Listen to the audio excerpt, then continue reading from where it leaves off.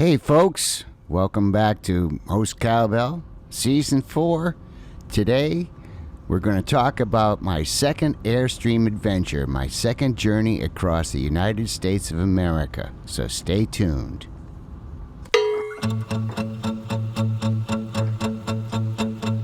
More cowbell. More cowbell. More cowbell. Most cowbell.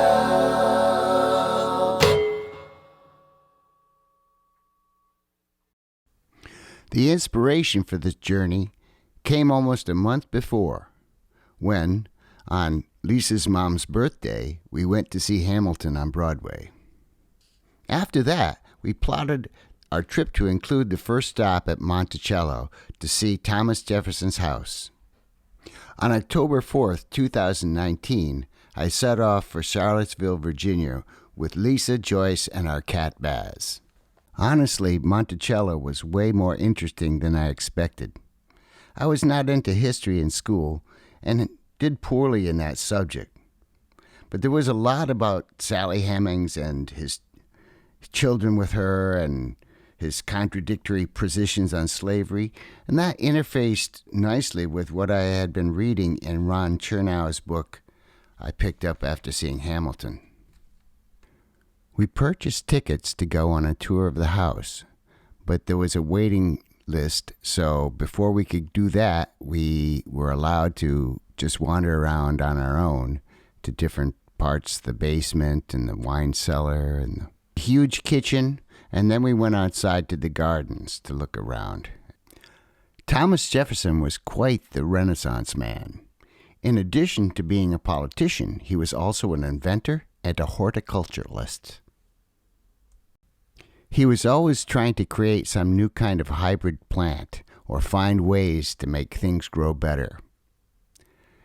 He wasn't always successful, but the only crop that was really a moneymaker for him was tobacco, and he detested smoking. After spending the day at Monticello, we set off for our next stop, Memphis, Tennessee, to see Graceland. Even though all of us had been to Memphis before, we'd never ever taken the tour, so this was the first time for that. It was as ostentatious as you would imagine, but it was also frozen in time. He had a great playroom there, his rec room with a bar in it, and a million TVs. There were TVs everywhere. Then there was the billiard room, which was really cool, very quiet. Nice pool table. The vibe inside the house was extremely reverential. Everybody was quiet and spoke in hushed tones. After we'd seen the rooms in the basement, we went back upstairs. Everybody on the tour got these iPads which had pictures and commentary and extra details on everything that we saw. After we got back upstairs, we were in the Jungle Room, which was incredibly garish. It was absolutely amazing. It was a piece of history of a certain time in the late 60s, and everybody was on LSD. This is the Jungle Room. Didn't I just look at that from up there? Yeah. That's what I thought. I like the coffee table. Oh, this is I don't care for the chair so much. that's a waterfall, actually. Thank you. Thank you very much. It's a what? Waterfall, but the water is not. Oh, a waterfall? Oh, that's nice. I was in a house where they had a waterfall in the bedroom. We did not get to go upstairs to the bedroom. Holy crap. But I do like It the was coffee all really cool, but it made me feel sad in a way. I mean, he had a lot of success, but he was also kind of a tragic character. And a lot of sorrow in his life, and he certainly ended not in a great way. There's his father's office, Vernon's office, where he was in charge of the fan club. Tons of pictures and awards and recognitions and pictures of him with celebrities and also with presidents, and his pictures of him riding horses and his police badges, his gun. He was crazy about racquetball, and so he built a racquetball court. You can see it here. This is the last place he was before he went upstairs to take a nap.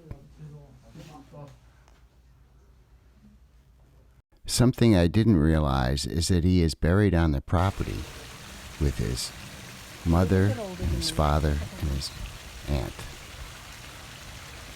I do gotta say, if I had to be buried somewhere, this would be not a bad place to be buried. It's very calm and peaceful. It's the Peace Garden, I think they call it.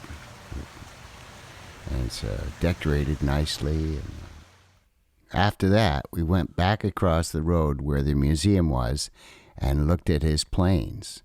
It was pretty amazing going inside these things because you got a feeling for how it must have been to be him and just traveling around in these 2 jet planes that were also frozen in time. I got the feeling that Elvis didn't really use them that much. They didn't really even look that comfortable or practical. There were some seat belts, but not everywhere could you strap in. The Learjet, I'm told he was only used it once. Later that night, we went for Memphis barbecue and then down to Beale Street to see and hear some music. After staying a night in Oklahoma and another night in Amarillo, we headed up to Santa Fe.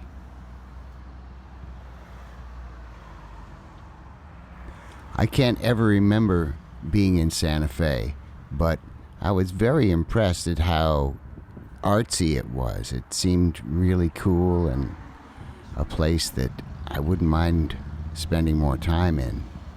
We went to the old Santa Fe for dinner, and then we walked around. We saw all these art galleries and clothing shops and bookstores and ceramic schools and all kinds of nifty stuff. There was a cold snap coming, so we went back to the trailer park where we were staying and got ready for the night and for the next day. If you made it to the end of this video, thank you for watching. Thank you very much. Remember to leave comments below, and if you haven't already, subscribe. And I will see you next week with the second part of this adventure.